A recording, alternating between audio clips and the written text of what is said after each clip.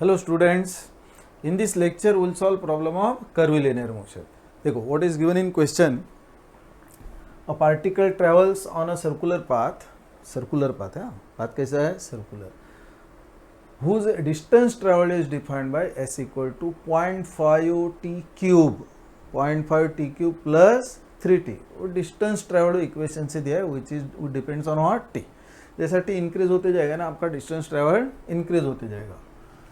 If the total acceleration is 10 meter per second square at t equal to 2 second, find its radius of curvature. तो total acceleration क्या रहता है? Circular motion, curvilinear motion, always will get two components of acceleration. एक रहता है along tangent called as tangential component of acceleration.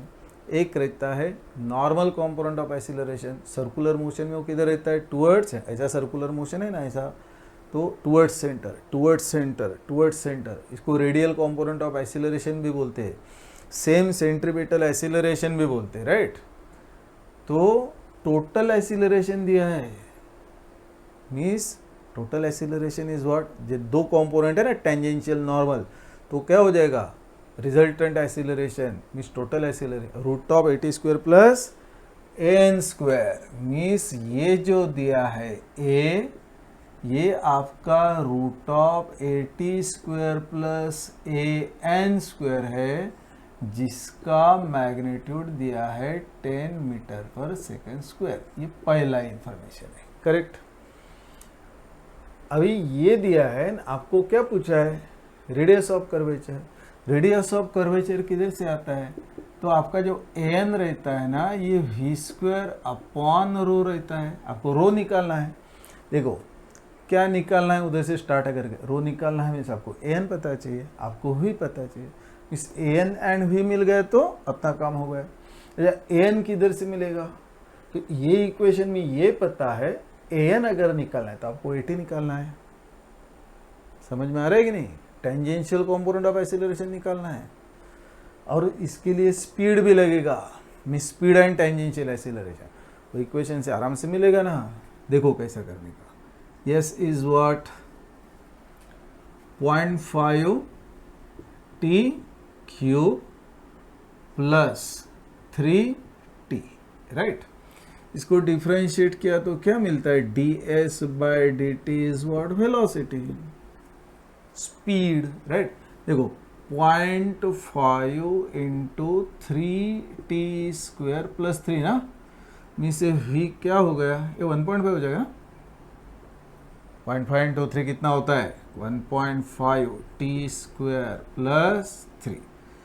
अगर dv by dt किया, v को स्पीड को डिफ्रेंशिएट करते तो क्या मिलता है? Tangential component of acceleration. ये क्या हो जाएगा? 1.5 इंटू 2t. ये तो ये 3 का 0 हो गया, नहीं तो 3 भी डाल देंगे उधर. कितना होगा ये? 1.5 इंटू 2 3t. ये क्या हुआ आपका? Tangential component of acceleration. अभी ये पूछा कब है? At T equal to 2 second. देखो at T equal to 2 second, पहले 80 अगर निकालता हूं तो 3t है ना, 3 इंटू 2 कितना हो गया? 6 मीटर पर सेकेंड स्क्वायर. मीन्स 80 आया 6 मीटर्स पर सेकेंड स्क्वायर. ये हो गया टेंजेंशियल कंपोनेंट ऑफ एक्सीलरेशन. ये क्या हुआ? Tangential component of acceleration. Okay. अभी आपको स्पीड भी लगेगा, तो उसके लिए आपको दिया है ना v in terms of T. Equation पता है 1.5 इंटू टी क्या है? 2 सेकेंड.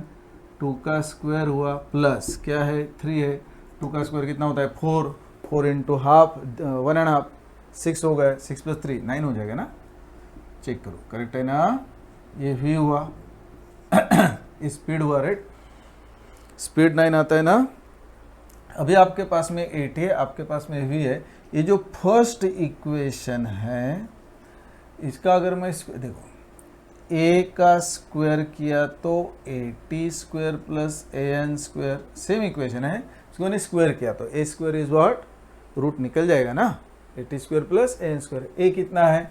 10 है, तो ये 10 का स्क्वायर. इधर 80 कितना आया है? 6, तो इसका स्क्वायर प्लस an का स्क्वायर. मीन्स इधर से an कितना मिल गया? देखो 10 स्क्वायर कितना होगा? 100. फिर इधर का ये 36 हो गया, 100 से 36 गया, कितना हो गया 64, फिर एन स्क्वायर इस 64 रूट लिया, 64 का रूट कितना होता है 8 मीटर पर सेकेंड स्क्वायर, कितना आया 8। ए एन 8 है, वी 9 है, मिस a n is what v square upon rho, तो रो हुआ v square upon a n, v क्या है 9, 9 का स्क्वायर, ए एन क्या है 8। आ गया भाई answer, simple, not a difficult question, right. कितना आया 10.125 आता है क्या, 10.125 मीटर्स। क्लियर, समझ में आया? ओके, कुछ प्रॉब्लम रहेगा तो कमेंट करो। Okay, thank you, bye bye, take care.